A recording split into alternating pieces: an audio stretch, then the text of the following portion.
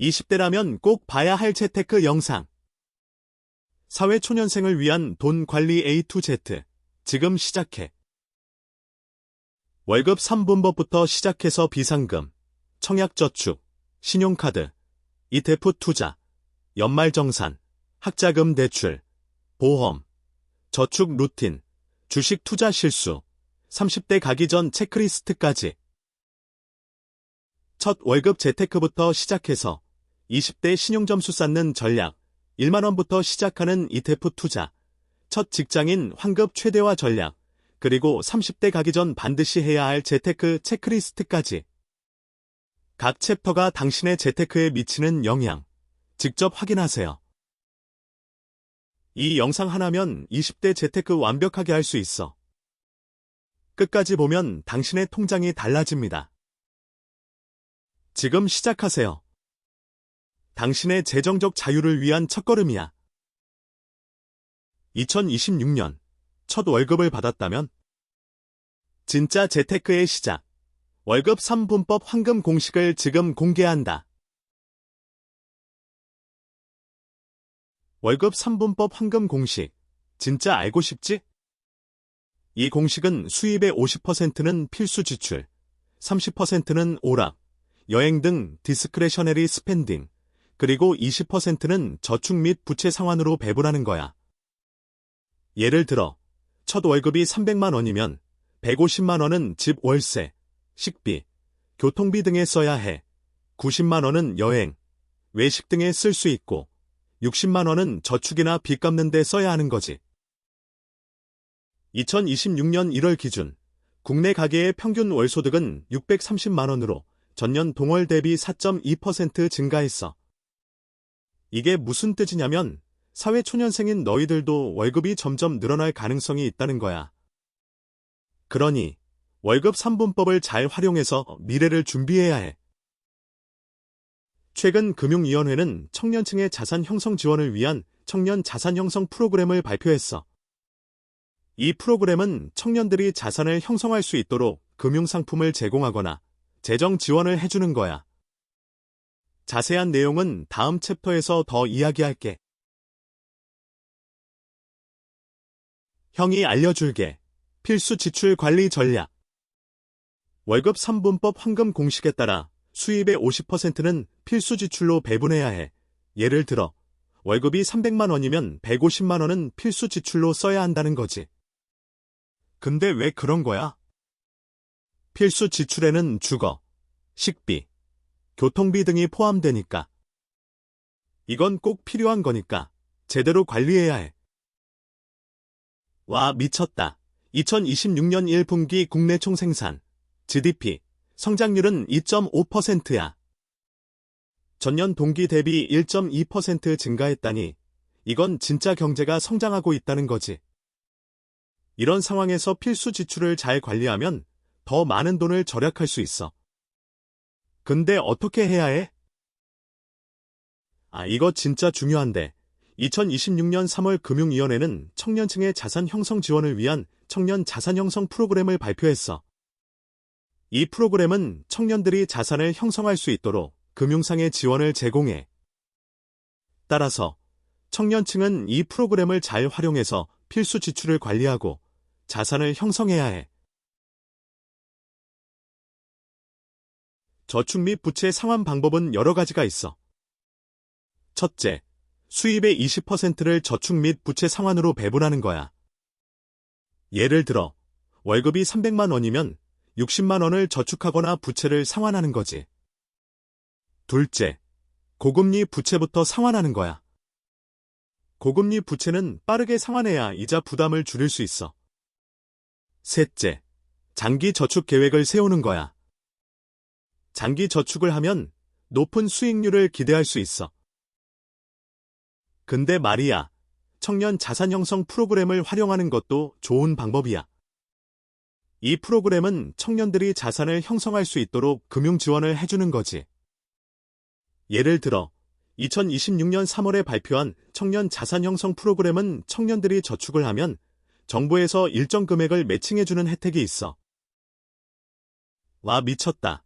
최근 금융위원회는 청년층의 자산 형성 지원을 위한 다양한 정책을 발표하고 있어. 예를 들어 2026년 2월에 발표한 청년층을 위한 맞춤형 금융상품은 청년들이 자산을 형성할 수 있도록 금융 지원을 해주는 거지. 근데 말이야, 2026년 1분기 국내 총생산 성장률이 2.5%라고? 전년 동기 대비 1.2% 증가했다니, 이건 진짜 경제가 성장하고 있는 거 아니냐? 이제 사회초년생인 너네는 첫 월급 재테크를 어떻게 해야 하는지 제대로 배워야 해. 월급 3분법 황금 공식을 기억하지? 수입의 50%는 필수 지출, 30%는 오락, 여행 등 디스크레셔너리 스펜딩, 20%는 저축 및 부채 상환으로 배분하는 거야. 와, 미쳤다. 최근 금융위원회는 청년층의 자산 형성 지원을 위한 다양한 정책을 발표하고 있어. 예를 들어 2026년 3월에 발표한 청년 자산 형성 프로그램은 청년들이 자산을 형성할 수 있도록 금융 지원을 해주는 거지. 이 프로그램을 활용하면 저축 및 부채 상환에 큰 도움이 될 거야. 이거 좀 충격적인데 2026년 2월에 한국은행은 기준금리를 3.25%로 동결했어. 이는 경제 성장과 물가 상승률을 고려한 결정이지. 근데 왜 이런 거야? 경제 성장과 물가 상승률을 안정시키기 위해서야. 따라서 너네는 금리 변동에 따른 금융 계획을 잘 세워야 해. 형이 알려줄게. 실전 시뮬레이션을 통해 월급 3분법 황금 공식을 적용해보자. 예를 들어 월급이 300만 원이라고 가정해보자. 수입의 50%는 필수 지출로, 30%는 오락, 여행 등에, 그리고 20%는 저축 및 부채 상환으로 배분해보자. 이렇게 하면 필수 지출은 150만 원, 오락 등은 90만 원, 저축 및 부채 상환은 60만 원이 되겠지. 이렇게 월급 3분법 황금 공식에 대해 알아봤어. 재테크는 시작이 중요해. 지금 당장 시작해봐. 이거 20대. 돈 관리 진짜 심각하다. 금융자산 134조 원. 전년 대비 10.3% 증가. 근데 왜 비상금, 청약저축 얘기가 나와? 형이 알려줄게. 20대 초년생들한테 비상금이 얼마나 필요한지 알아보자. 금융감독원 자료에 따르면 2025년 말 기준 20대 청년층의 비상금 규모는 23조 원으로 전년 대비 14.2% 증가했어. 근데 말이야, 개인별로 필요한 비상금 액수는 다르겠지? 일반적으로 3개에서 6개월치 생활비를 추천하는데 이건 각자의 생활비와 지출 패턴에 따라 달라져. 자, 이제 구체적으로 계산해보자. 만약 월 생활비가 150만 원이라면 3개월치 비상금은 450만 원이겠지? 근데 왜 3개에서 6개월인지 궁금하지? 이건 바로 예상치 못한 실업이나 의료비 등 긴급 상황이 발생했을 때 최소한의 생활을 유지할 수 있도록 도와주는 안전망 역할이거든. 와, 미쳤다. 이런 비상금이 정말 필요한 건가? 진짜 필요해. 형. 최근 3개에서 6개월 내 주요 뉴스 보면 금융위원회가 청년 금융지원 방안 발표했고 국토교통부도 청년 주택 공급 확대 방안 발표했어. 이런 정책들, 청년층의 금융 참여 증가를 지원하고 주거 안정을 도와주는 데 목적이 있어. 근데 말이야, 청약저축 시작하려고 하는데 어떤 은행을 선택해야 할지 고민되네. 요즘 금융위원회에서 청년 금융지원 방안을 발표했는데 청약저축 지원 강화도 포함됐어. 2026년 3월 발표된 자료에 따르면 청년층의 금융자산은 134조 원으로 전년 대비 10.3% 증가했다는데 청약저축도 같이 증가하고 있는 것 같아. 와, 미쳤다. 청약저축이 이렇게 중요한 건 처음 알았어. 근데 왜 KB국민은행, 신한은행, 하나은행 등이 청약저축 상품을 강화하고 있는 거야? 2025년 12월 국토교통부 발표에 따르면 청년 주택 공급 확대 방안으로 청약저축 지원 강화가 포함됐는데 이게 이유인 것 같아. 이거 좀 충격적인데 청약저축 가입하면 금융자산도 늘어나고 주택 마련에도 도움이 된다고 하네. KB국민은행은 2026년 3월 청년 맞춤형 금융 서비스를 출시했는데 청약저축도 포함됐어. 진짜 좋은 정보인 것 같아. 근데 말이야, 20대 청년층의 금융 참여가 증가하면서 금융 상품에 대한 선택지가 많아지고 있어. 하지만 함정에 빠지지 않도록 주의해야 해. 예를 들어 고금리 대출이나 불필요한 금융상품 가입은 피해야 해. 와, 미쳤다. 최근 세계에서 6개월 내 주요 뉴스 보면 금융위원회가 청년 금융지원 방안 발표했어. 비대면 금융서비스 확대 및 금융교육 강화 계획 발표했는데 이게 청년층한테는 정말 좋은 기회야. 이거 좀 충격적인데 2026년 5월 2일 현재 20대 청년층의 금융자산은 134조 원이야. 전년 대비 10.3% 증가했는데 이게 정말 놀라운 일이야. 근데 왜 이런 거야? 형이 알려줄게. 금융감독원 자료에 따르면 2025년 말 기준 20대 청년층의 비상금 규모는 23조 원이야. 청약저축 수신 잔액은 47조 원이고. 근데 말이야, 2026년 5월 2일 현재 20대 청년층의 금융자산이 134조 원이라고? 진짜 엄청난 성장세야. 전년 대비 10.3% 증가했다는데 이게 정말 놀라운 일이야. 특히 비상금과 청약저축에 대한 관심이 높아지고 있는데 2025년 말 기준 비상금 규모는 23조 원, 청약저축 수신 잔액은 47조 원이야. 와, 미쳤다. 최근 세계에서 6개월 내 주요 뉴스 보면 금융위원회가 청년 금융지원 방안 발표했어. 비대면 금융서비스 확대 및 금융교육 강화 계획 발표했고 국토교통부도 청년 주택 공급 확대 방안 발표했어. 청년층의 주거 안정을 위해 청약저축 지원 강화 및 주택 공급 확대 계획 발표했고 한국은행은 2025년 3분기 금융안정 보고서 발표했어.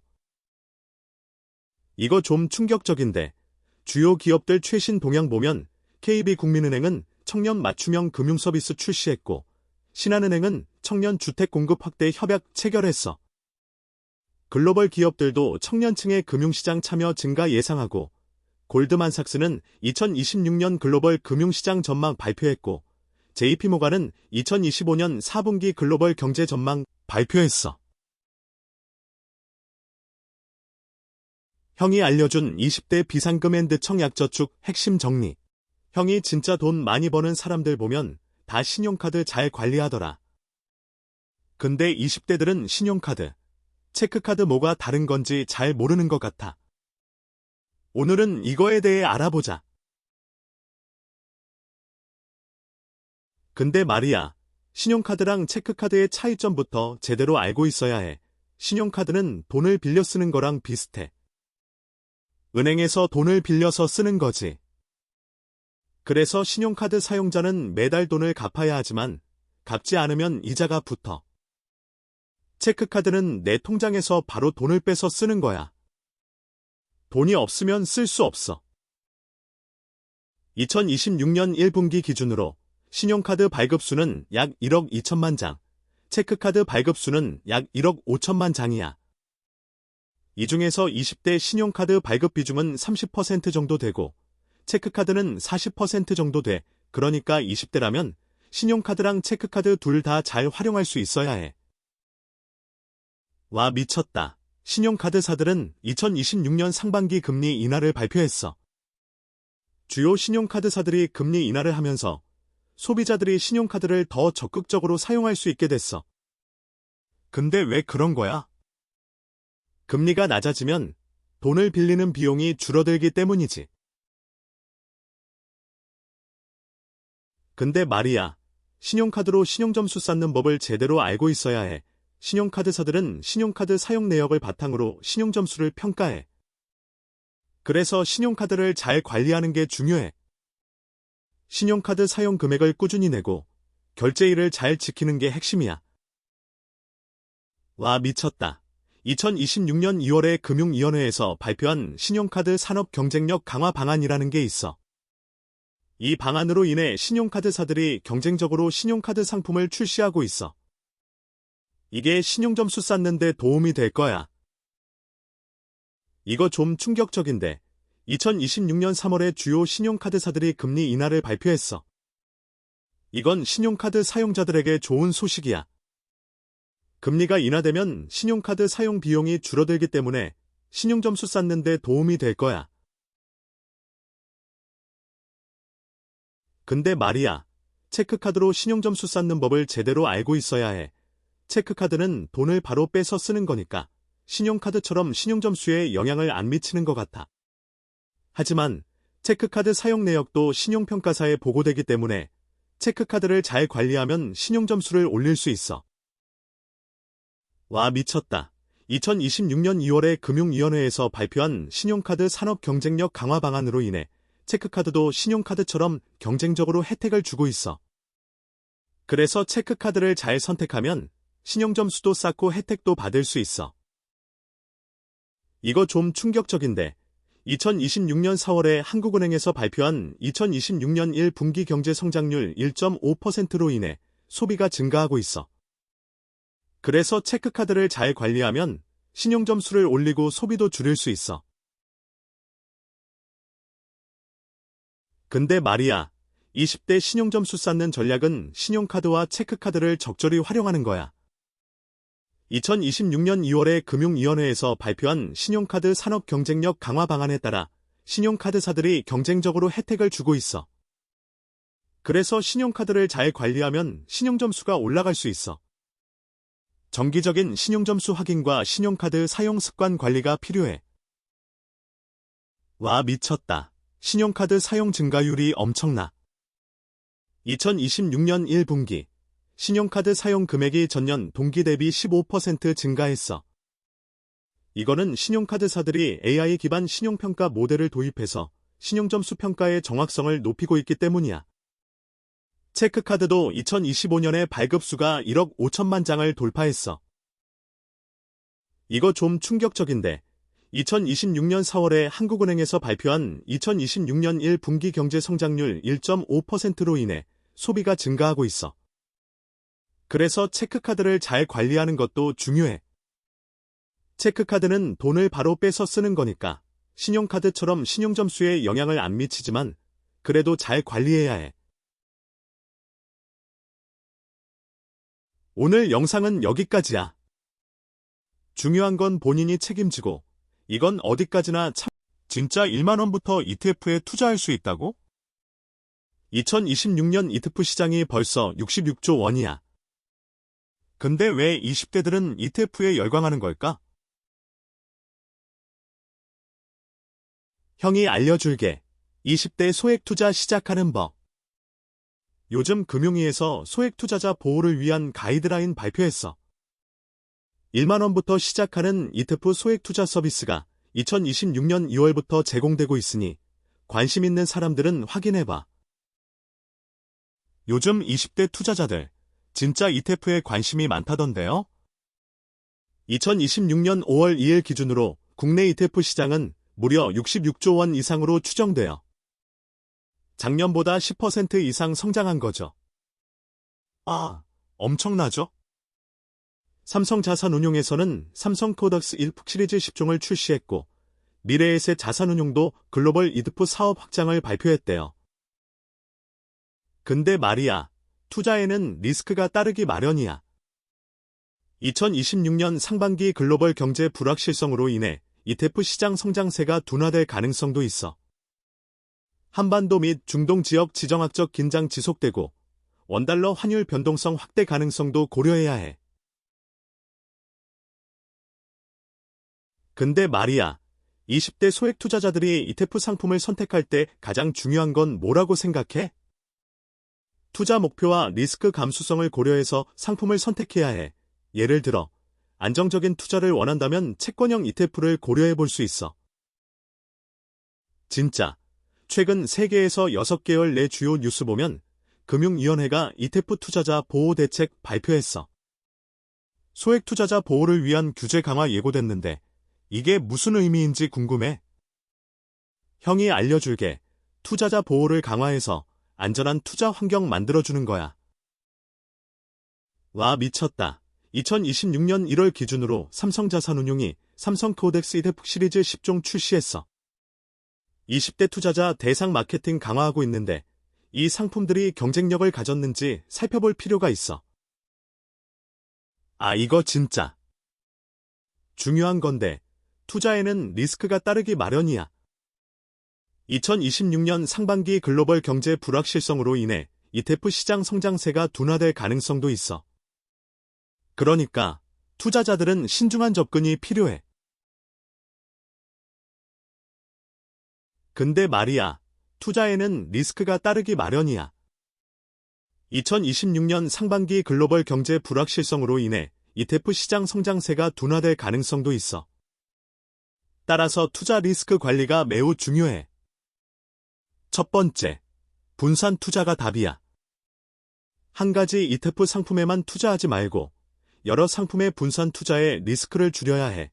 예를 들어 주식, 채권, 부동산 등 다양한 자산에 투자하는 ETF 상품을 선택할 수 있어. 진짜 최근 세계에서 6개월 내 주요 뉴스 보면 금융위원회가 ETF 투자자 보호 대책 발표했어. 소액 투자자 보호를 위한 규제 강화 예고됐는데 이게 투자자한테 미치는 영향이 크다고.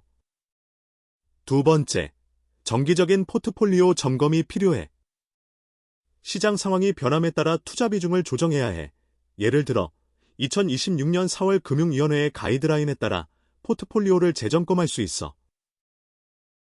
와, 미쳤다. 2026년 1월 기준으로 삼성자산운용이 삼성코덱스 ETF 시리즈 10종 출시했어. 20대 투자자 대상 마케팅 강화하고 있는 거지. 세 번째, 투자 목표와 리스크 감수성을 고려해서 상품을 선택해야 해. 예를 들어 안정적인 투자를 원하면 채권형 ETF를, 고수익을 원하면 주식형 ETF를 선택할 수 있어. 아, 이거 진짜 중요한 건데 투자에는 리스크가 따르기 마련이야. 2026년 상반기 글로벌 경제 불확실성으로 인해 ETF 시장 성장세가 둔화될 가능성도 있어. 따라서 투자자들은 신중한 접근이 필요해. 형이 알려줄게. 20대 소액 투자자들이 ETF 상품을 선택할 때 가장 중요한 건 뭐라고 생각해? 투자 목표와 리스크 감수성을 고려해서 상품을 선택하는 거야. 민지 언니 여기에요. 20대 소액 투자자들이 ETF 상품을 고를 때 진짜 중요한 건 뭐라고 생각하세요? 역시 투자 목표와 리스크 감수성을 고려해서 상품을 선택하는 거죠. 예를 들어 2026년 5월 2일 기준으로 국내 ETF 시장은 벌써 66조 원이 넘었대요. 이렇게 큰 시장에서 성공적인 투자를 하려면 일단 자신의 투자 목표와 리스크 감수성을 확실히 정해둬야 해요. 그래야만 똑똑한 투자자가 될 수 있겠죠? 와, 미쳤다. 2026년 3월 기준으로 금융위원회가 ETF 투자자 보호 대책 발표했어. 소액 투자자 보호를 위한 규제 강화 예고됐는데 이 대책은 20대 소액 투자자들에게 어떤 영향을 미칠까? 형이 알려줄게. 이번 대책으로 인해 소액 투자자의 보호가 강화되고 투자에 대한 접근성이 증가할 것으로 예상돼. 아, 이거 진짜 중요한 건데 투자에는 리스크가 따르기 마련이야. 2026년 상반기 글로벌 경제 불확실성으로 인해 ETF 시장 성장세가 둔화될 가능성도 있어. 그러니까 투자자들은 자신의 리스크 감수성을 고려해서 투자해야 해. 형이 알려준 20대 ETF 소액 투자 방법. 이제는 직접 시작해봐. 이거 사회초년생 첫 연말정산 제대로 알고 계세요? 진짜 몰라서 손해보는 분들 많어. 오늘은 돈줄남이 알려드릴게요. 연말정산, 진짜 궁금한 거 다 알려줄게. 연말정산은 매년 1월 1일부터 12월 31일까지의 소득과 지출을 정산하는 과정이야. 근데 왜 이런 거 하냐고? 세금을 정확하게 계산해서 더 낸 세금은 돌려받고 덜 낸 세금은 추가 납부하기 위해서지. 2026년 기준으로 연말정산 시장은 약 1조 2천억 원 규모야. 연말정산 간소화 서비스. 이거 진짜 편리해. 2026년 3월 15일부터 국세청이 제공하는 이 서비스는 스마트폰 앱을 통해 쉽게 연말정산을 할 수 있게 해줘. 소득과 지출 정보를 자동으로 불러오고 공제와 감면을 쉽게 신청할 수 있지. 예를 들어 앱을 통해 주택청약종합저축에 가입하면 연말정산 시 최대 300만 원의 세액공제를 받을 수 있어. 이제 연말정산에서 중요한 건 소득공제와 세액공제야. 소득공제는 과세 대상 소득을 줄여주는 거고 세액공제는 납부할 세액을 줄여주는 거지. 예를 들어 2026년 기준으로 연봉 5천만 원의 직장인이 주택청약종합저축에 가입하면 최대 300만 원의 세액공제를 받을 수 있어. 근데 말이야, 사회초년생인 너희들에게 연말정산에서 소득공제와 세액공제는 진짜 중요한 개념이야. 소득공제는 과세 대상 소득을 줄여주는 거고 세액공제는 납부할 세액을 줄여주는 거지. 예를 들어 2026년 1월 1일부터 12월 31일까지의 소득과 지출을 정산할 때 소득공제를 통해 과세 대상 소득을 줄이면 납부할 세액도 줄어들게 되는 거야. 이거 좀 충격적인데 2026년 2월 22일 기획재정부에서 발표한 2026년 세법 개정안에 따르면 연말정산 관련 세제 혜택이 확대될 예정이야. 예를 들어 주택청약종합저축의 경우 2026년부터는 최대 300만 원까지 세액공제를 받을 수 있게 돼. 와, 미쳤다. 연말정산 간소화 서비스가 2026년 3월 15일부터 국세청에서 제공된다고 해. 이 서비스는 스마트폰 앱을 통해 쉽게 연말정산을 할 수 있게 해주는데 소득과 지출 정보를 자동으로 불러오고 공제와 감면을 쉽게 신청할 수 있어. 진짜 중요한 건 연말정산에서 최대 환급을 받기 위해선 소득공제와 세액공제를 잘 활용해야 한다는 거야. 예를 들어 2026년에 주택청약종합저축에 가입하면 최대 300만 원까지 세액공제를 받을 수 있어. 진짜 중요한 건 연말정산에서 최대 환급을 받기 위해선 소득공제와 세액공제를 잘 활용해야 한다는 거야. 예를 들어 2026년에 주택청약종합저축에 가입하면 최대 300만 원의 세액공제를 받을 수 있어. 근데 말이야, 연말정산 간소화 서비스가 2026년 3월 15일부터 국세청에서 제공된다고 해. 이 서비스는 스마트폰 앱을 통해 쉽게 연말정산을 할 수 있게 해줘. 와, 미쳤다. 2026년 2월 22일 기획재정부에서 발표한 2026년 세법 개정안에 따르면 연말정산 관련 세제 혜택이 확대될 예정이야. 진짜 중요한 건 연말정산에서 최대 환급을 받기 위해선 소득공제와 세액공제를 잘 활용해야 한다는 거야. 예를 들어 2026년에 주택청약종합저축에 가입하면 최대 300만 원의 세액공제를 받을 수 있어. 근데 말이야, 연말정산 간소화 서비스가 2026년 3월 15일부터 국세청에서 제공된다고 해. 이 서비스는 스마트폰 앱을 통해 쉽게 연말정산을 할 수 있게 해줘. 와, 미쳤다. 2026년 2월 22일 기획재정부에서 발표한 2026년 세법 개정안에 따르면 연말정산 관련 세제 혜택이 확대될 예정이야. 오늘 영상은 여기까지야. 연말정산 꼼꼼하게 준비하세요. 그리고 이건 투자 조언이 아닙니다. 2026년 20대라면 꼭 알아야 할 학자금 대출과 전세 대출의 모든 것. 최근 세계에서 6개월 내 주요 뉴스와 금리 인하 소식까지 진짜 필요한 정보만 알려드릴게요. 형이 알려줄게. 2026년 1분기 기준 국내 학자금 대출 시장은 약 13조 4천억 원 규모야. 전년 대비 4.2% 성장한 거지. 전세 대출 시장은 약 32조 1천억 원 규모로 전년 대비 3.5% 증가했다. 이게 무슨 뜻이냐고? 대출 시장이 점점 커지고 있다는 거야. 근데 왜 이런 거야? 최근 세계에서 6개월 내 주요 뉴스를 보면 알 수 있어. 2026년 3월, 정부는 청년층의 주거 안정을 위해 전세대출 보증 규모를 1조 2천억 원 확대한다고 발표했어. 그리고 2026년 2월, 금융위원회는 학자금 대출 금리 인하 방안을 검토 중이라고 밝혔지. 와, 미쳤다. 주요 기업들도 움직이고 있어. KB국민은행은 2026년 1월 전세대출 상품의 금리 인하를 실시, 최저금리를 3.5%로 낮췄어. 신한은행은 2026년 2월 학자금 대출 상품의 금리 인하를 실시, 최저금리를 3.2%로 낮췄지.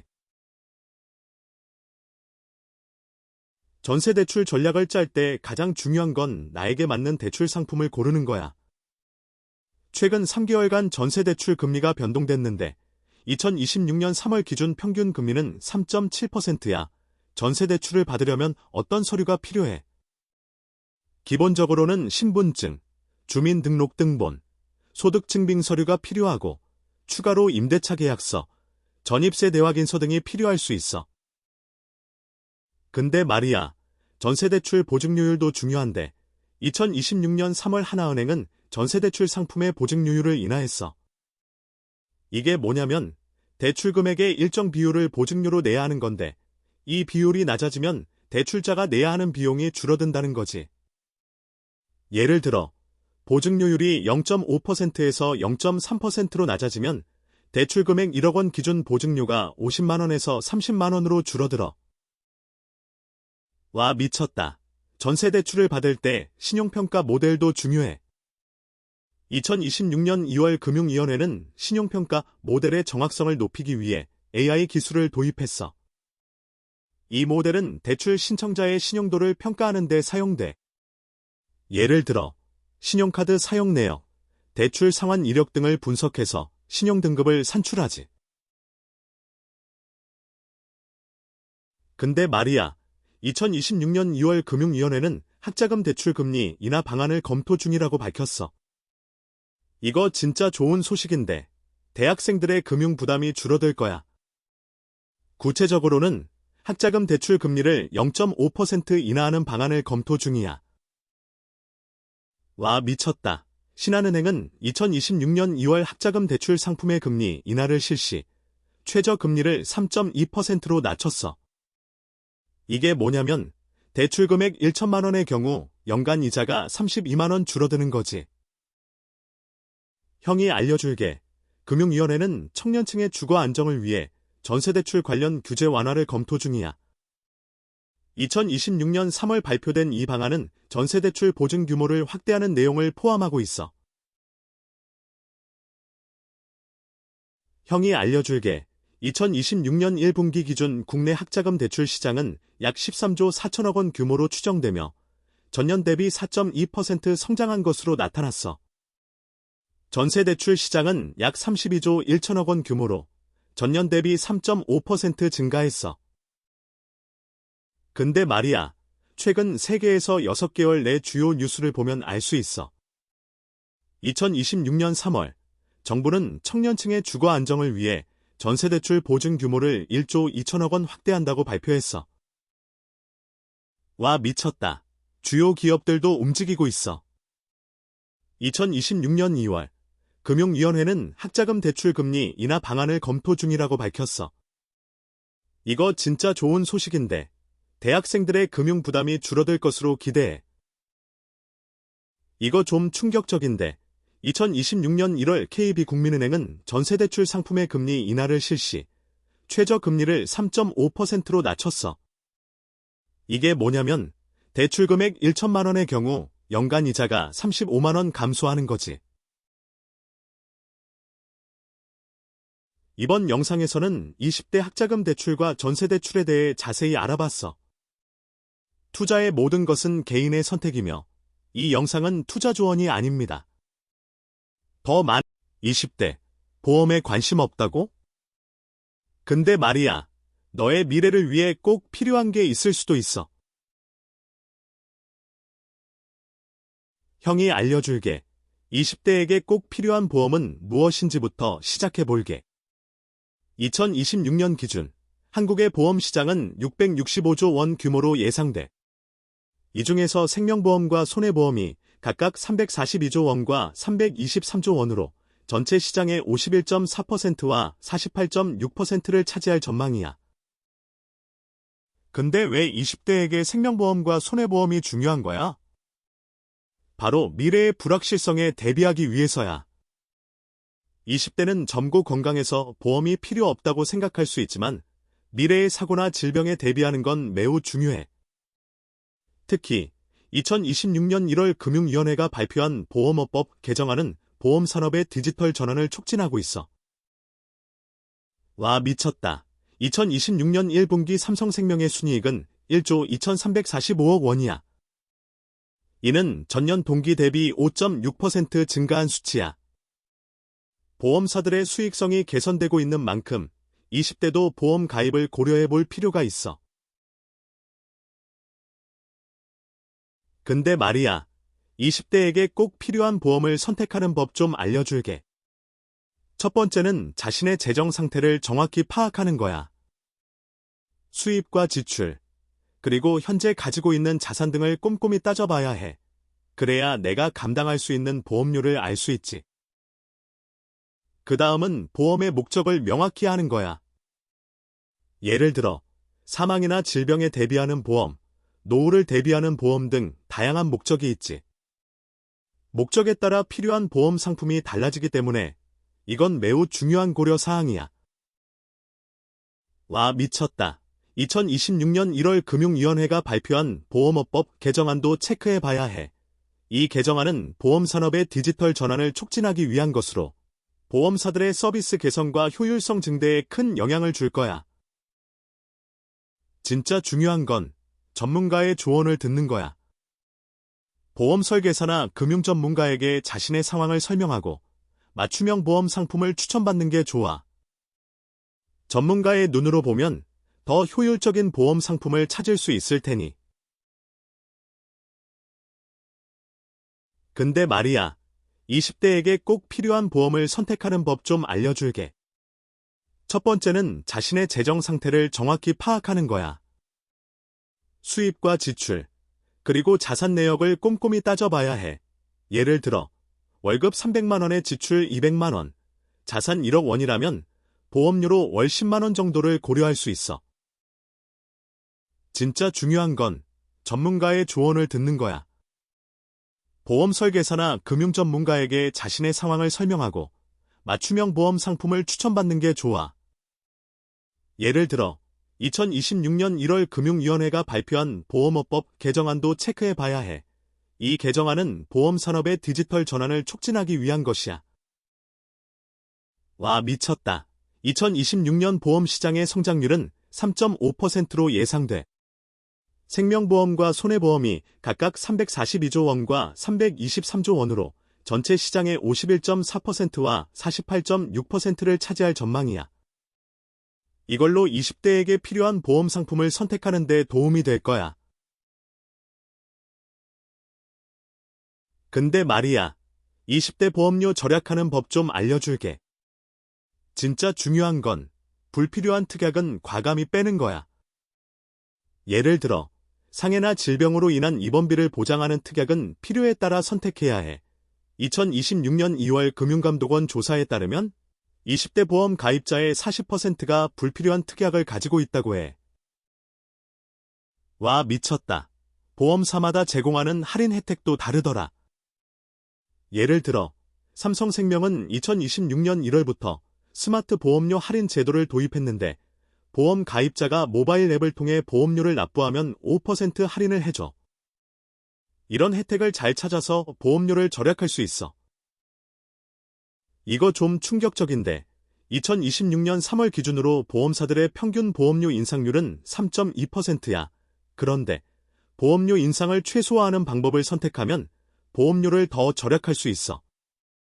예를 들어 보험 기간을 10년에서 5년으로 줄이면 보험료가 15% 감소하는 효과가 있어.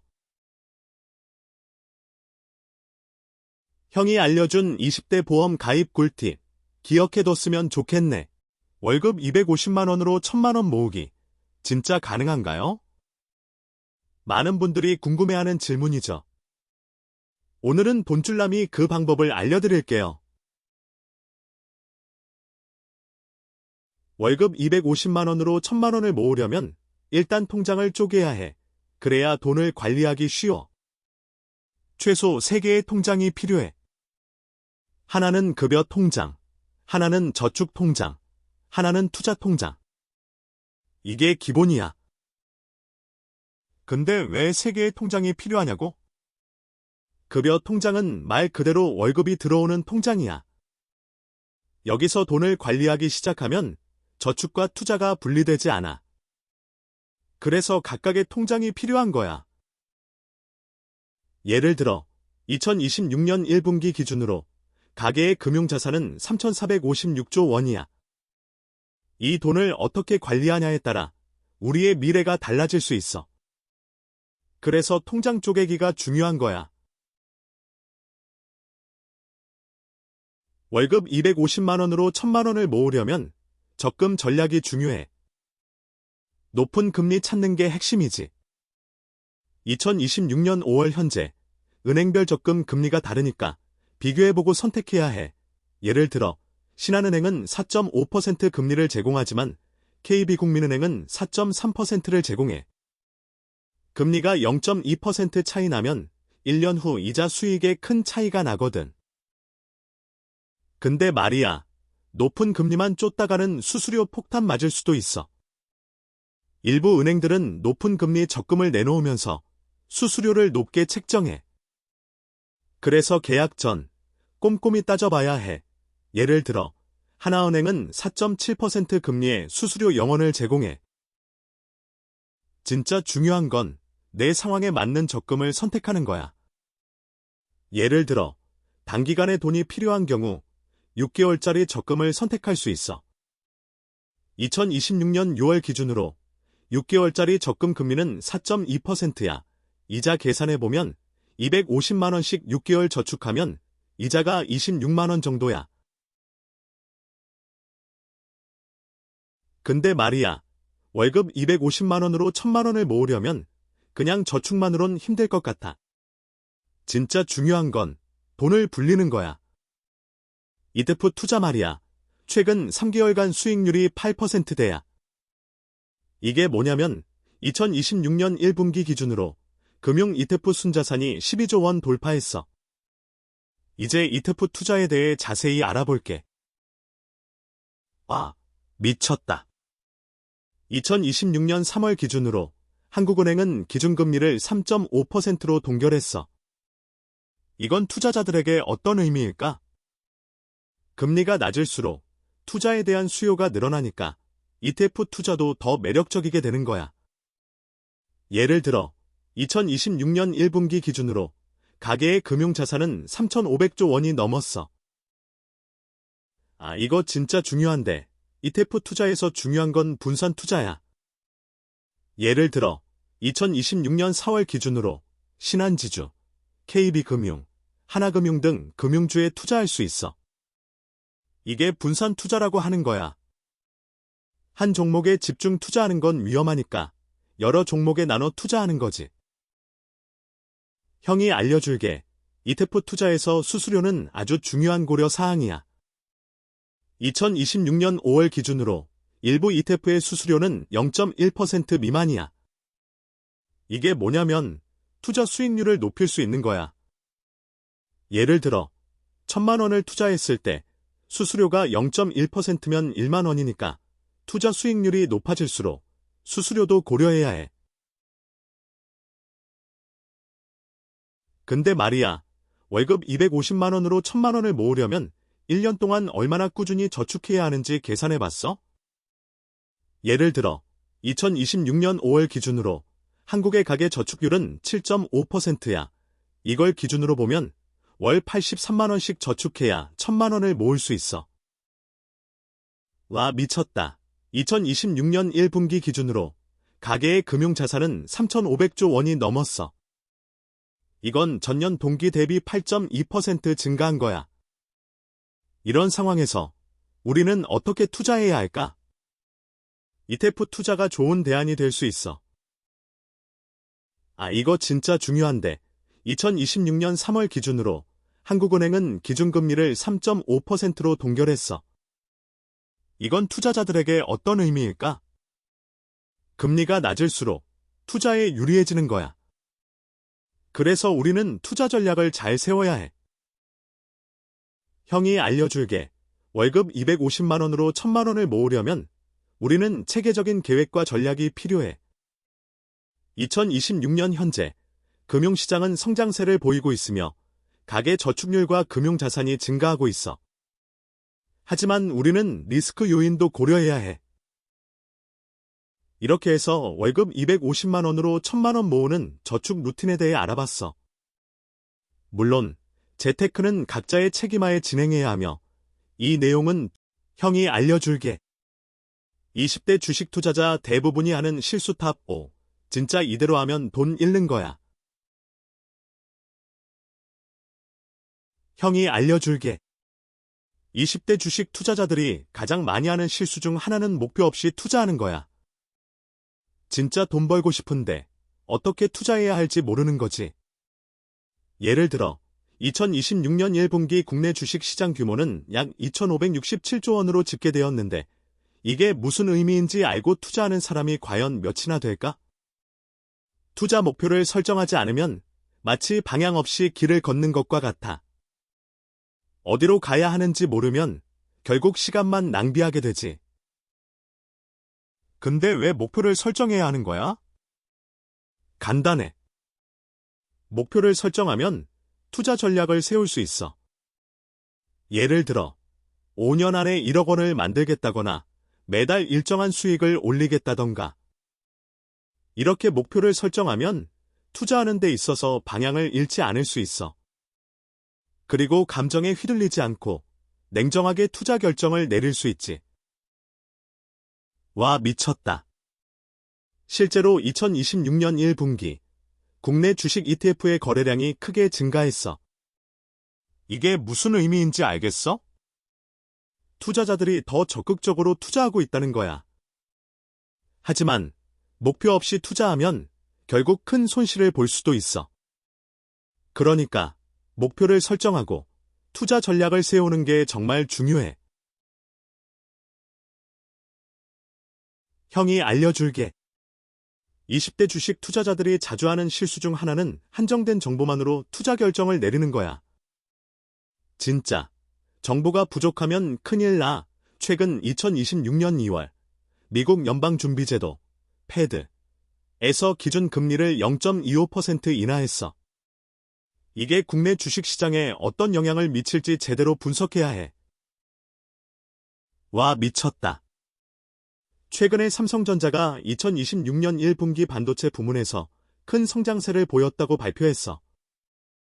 이게 주식 투자에 어떤 영향을 미칠지 제대로 알고 투자해야 하는데 한정된 정보만으로 투자하면 큰일 날 수 있어. 근데 왜 한정된 정보만으로 투자 결정을 내리는 걸까? 아마도 정보를 수집하고 분석하는 과정이 복잡하고 시간이 오래 걸리기 때문이지. 하지만 제대로 된 투자 결정을 내리기 위해서는 충분한 정보 수집과 분석이 필수야. 형이 알려줄게. 20대 주식 투자자들이 자주 하는 실수 중 하나는 감정에 휘둘려 투자하는 거야. 진짜 주식 투자할 때 감정 컨트롤 못하면 큰일 나. 예를 들어 주식 가격이 오르면 더 오를 거야 라는 생각에 계속 투자하고 가격이 내리면 더 내릴 거야 라는 생각에 손절하지 못하는 거지. 이게 왜 문제냐면 감정은 합리적인 판단을 방해할 수 있어. 근데 왜 감정에 휘둘리는 걸까? 아마도 투자에 대한 지식이나 경험이 부족해서 그런 것 같아. 주식 투자할 때에는 기업의 재무 상태, 산업 전망, 시장 트렌드 등을 꼼꼼히 분석해야 해. 그래야 감정에 휘둘리지 않고 합리적인 투자 결정을 내릴 수 있어. 와, 미쳤다. 최근에 글로벌 경제가 불확실성을 보이면서 투자자들이 감정에 더 많이 휘둘리고 있는 것 같아. 2026년 1분기 국내 주식시장의 변동성이 증가하면서 투자자들의 심리가 크게 영향을 받았어. 따라서 투자자들은 자신의 투자 목표와 리스크 감수성을 고려하여 신중한 투자 전략을 수립해야 해. 형이 알려줄게. 분산 투자 실패는 20대 주식 투자자들이 자주 하는 실수 중 하나야. 진짜 분산 투자 안 하면 큰일 나. 예를 들어 2026년 1분기 국내 주식 시장 규모가 약 2,567조 원인데 이 시장에서 특정 종목에 모든 돈을 투자하면 위험해. 근데 왜 분산 투자를 안 하는 걸까? 아마도 투자에 대한 지식이나 경험이 부족해서 그런 것 같아. 와, 미쳤다. 최근에 글로벌 경제가 불확실성을 보이면서 투자자들이 분산 투자에 더 신경을 쓰고 있는 것 같아. 2026년 2월 미국 연방준비제도 패드는 기준 금리를 0.25% 인하했는데 이게 주식시장에 어떤 영향을 미칠지 제대로 알아야 해. 근데 말이야. 분산 투자를 하려면 어떻게 해야 하는 거야? 간단해. 여러 종목에 나눠 투자하면 돼. 진짜. 분산 투자하면 리스크를 줄일 수 있어. 예를 들어 전기차 관련 종목인 현대차, LG전자 등에 투자하면 한 종목이 하락해도 다른 종목이 상승해서 손실을 줄일 수 있어. 근데 왜 분산 투자를 실패하는 걸까? 아마도 투자에 대한 지식이나 경험이 부족해서 그런 것 같아. 형이 알려줄게. 분산 투자는 주식 투자에서 기본이야. 이렇게 해서 20대 주식 투자 실수 탑 5를 알아봤어. 근데 이건 투자 조언이 아니야. 30대 전에 재테크를 시작해야 하는 이유. 진짜 돈이 불어나게 만드는 5가지 방법을 알려줄게. 형이 알려줄게. 30대 가기 전에 재무 상태 점검하는 법. 진짜 중요한 건 현재 재정 상황을 정확히 파악하는 거야. 그래야 목표를 설정하고 계획을 세울 수 있잖아. 첫 번째, 자산 목록을 작성해봐. 통장, 투자, 부동산 등 모든 자산을 목록으로 만들어. 그리고 부채도 같이 적어. 이게 진짜 기본이야. 근데 왜 그런 거야? 수입과 지출을 따로 관리해야 해. 한 달에 벌고 얼마나 써? 이걸 정확히 알아야 절약할 수 있고 투자할 돈도 생기는 거야. 가계부를 써보거나 앱을 사용해. 진짜 간단하게 관리할 수 있어. 와, 미쳤다. 2026년 1분기 국내 가계 자산이 5% 증가했다니. 근데 자산 증가율만 중요한 건 아니야. 자산이 얼마나 증가했는지, 그 안에서 현금, 주식, 부동산 비율은 어떤지 분석해봐. 이게 안정적인 건지, 리스크는 없는지 판단할 수 있어. 이거 좀 충격적인데, 소비자 심리지수가 105.2로 상승했다니. 근데 말이야, 이건 그냥 참고 지표야. 본인이 진짜 자산을 잘 관리하는 게 중요해. 그래야 30대 때 재정적으로 안정될 수 있어. 근데 말이야, 30대 가기 전에 목표 설정과 예산 짜는 법을 제대로 알아야 해. 2026년 글로벌 GDP 성장률은 3.2%로 예상되며 전 세계 주식시장은 2026년 1분기 대비 5% 상승한 1,500포인트를 기록하고 있어. 이 데이터를 기반으로 자신의 재무 목표를 설정하고 예산을 짜야 해. 와, 미쳤다. 최근 세계에서 6개월 내 주요 뉴스 이벤트를 보면 2026년 3월 15일 미국 연방준비제도 패드가 기준 금리를 0.25% 인상하여 5.25%, 5.50%로 설정했어. 이건 투자 전략에 큰 영향을 미칠 수 있어. 이거 좀 충격적인데 2026년 4월 10일 유럽중앙은행 ECB 이 디지털 유로화 도입 계획을 발표했어. 이건 금융시장에 큰 변화를 가져올 수 있어. 형이 알려줄게. 주요 기업 플레이어 최신 동향을 보면 삼성전자는 2026년 1분기 영업이익 8조 원 돌파, 반도체 사업 회복세를 보이고 있어. 이건 투자자에게 중요한 정보야. 근데 말이야, 30대 가기 전에 투자 시작하는 법을 제대로 알아야 해. 2026년 글로벌 ETF 시장 규모가 10조 달러 돌파했다니 투자처를 잘 선택해야 할 것 같아. 진짜 중요한 건 전문가 전망과 최신 트렌드를 파악하는 거야. 와, 미쳤다. 최근 세계에서 6개월 내 주요 뉴스 이벤트를 보면 2026년 3월 15일 미국 연방준비제도 패드가 기준 금리를 0.25% 인상하여 5.25%, 5.50%로 설정했어. 이거 좀 충격적인데 금리 인상은 투자에 큰 영향을 미치거든. 형이 알려줄게. 주요 기업 플레이어 최신 동향을 보면 삼성전자는 2026년 1분기 영업이익 8조 원 돌파, 반도체 사업 회복세를 보이고 있어. 근데 왜 그런 거야? 기업 실적은 투자 결정에 중요한 지표가 되니까. 이거 좀 충격적인데 2026년 4월 10일 유럽중앙은행 ECB 이 디지털 유로화 도입 계획을 발표했어. 진짜 중요한 건 이게 금융시장에 큰 변화를 가져올 수 있다는 거야. 근데 말이야, 30대 가기 전에 리스크 관리 전략을 제대로 알아야 해. 2026년 글로벌 금융시장은 지속적인 성장세를 보이고 있지만 리스크도 상존해. 진짜 중요한 건 자신의 재정 상황을 정확히 파악하고 잠재적인 리스크를 관리하는 거야. 와, 미쳤다. 최근 세계에서 6개월 내 주요 뉴스 이벤트를 보면 2026년 3월 15일 미국 연방준비제도 패드가 기준 금리를 0.25% 인상하여 5.25%, 5.50%로 설정했어. 이게 금융시장에 큰 변화를 가져올 수 있어. 이거 좀 충격적인데 2026년 4월 10일 유럽중앙은행 ECB 이 디지털 유로화 도입 계획을 발표했어. 이게 금융시장에 큰 변화를 가져올 수 있어. 형이 알려줄게. 30대 가기 전에 투자 포트폴리오를 다양화하는 법. 2026년 글로벌 ETF 시장 규모가 10조 달러 돌파했다니 투자처를 다양화하는 게 중요해. 이렇게 30대 전에 해야 할 재테크 체크리스트 5가지를 알아봤어. 이건 투자